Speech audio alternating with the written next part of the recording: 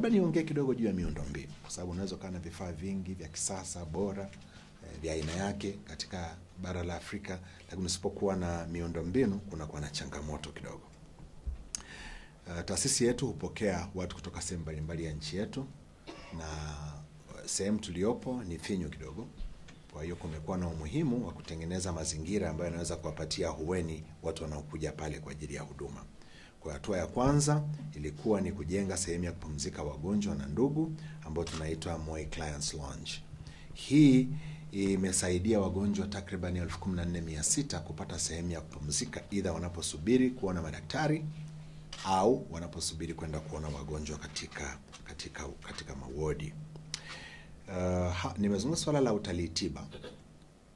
Kwa kutambua umuhimu na mchango wa wagonjwa wa namna hii katika taasisi, tumetengeneza sehemu maalum ya kuona na kuhudumia wagonjwa hawa. Hii inaitwa International Premier Lounge au Premier International Services. Kwa hiyo hii inahudumia wagonjwa wanaotoka nje, lakini hata wananchi ambao uwezo wao wa kifedha unaweza ukawezesha kumudu.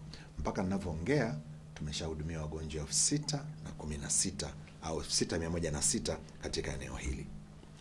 Wale ambao mmekuwa na nafasi ya kufika katika taasisi either kwa ajili ya matibabu au kwa ajili ya kusaidia ndugu zenu, mmegundua kama tunapokea idadi kubwa sana ya wagonjwa na nafasi ni finyu sana.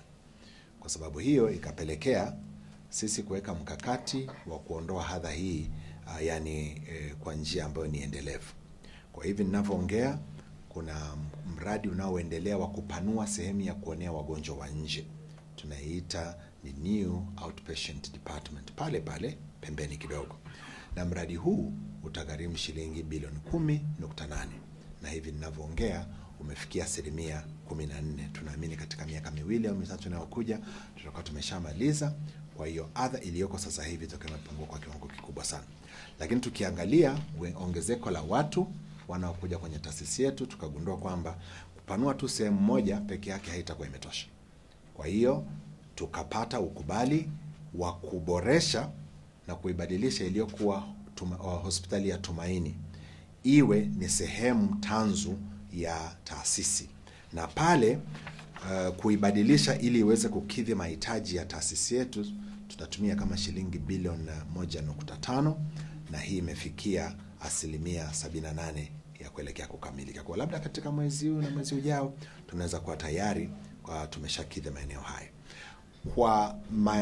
Kwa afua hizi mbili tunaamini kwamba uwezo wetu wa kuona wagonjwa sasa utapanda kutoka 800 tunaowaona kila siku leo mpaka 1500 mpaka 3000 kwa jinsi tutakavyoweza kuwapokea kwa siku wakati tutakapokuwa tumekamilisha. Mradi mwingine ni ujenzi wa mtambo wa kufua oxygen. Hii hewa ya oxygen ambayo tunaitumia kwa ajili ya wagonjwa. Mradi huu umekamilika 100%. Sasa hivi tunaweka mikakati kwa ajili ya kusindika hewa katika mitungi ili iweze kutumika wakati wote tunapohitaji. Mradi huu uligharimu shilingi bilioni 1.7 milioni, na huu mradi utakapokuwa fully operation utaokoa takriban shilingi milioni 1.2 kila siku ambazo taasisi ilikuwa inazitumia kwa ajili ya kununua hewa hii ili wagonjwa waweze kupata.